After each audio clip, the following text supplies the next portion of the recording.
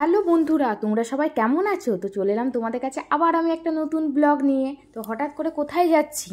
তো যাচ্ছি আমরা কোথায় তোমরা নিশ্চয়ই বুঝতে পারছো, বা কেউ কেউ বুঝতেও পারছো না। তো চলে এসেছি আমরা ডমিনোজে পিৎজা খেতে।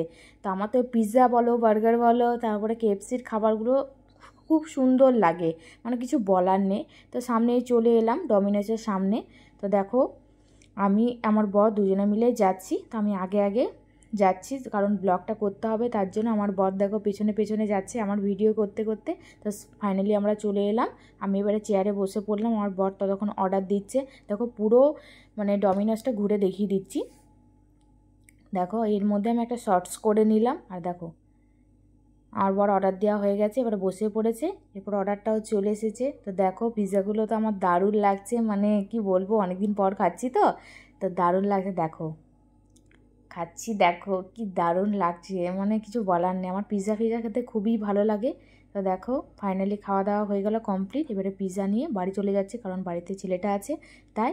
তো যদি তোমাদের এই ব্লগটা ভালো লাগে তোমরা please like, comment and share আর সাবস্ক্রাইব করতে কেউ ভুলবে না। তো টাটা বাই, আজকের মতন এখানে ব্লগটা শেষ করলাম।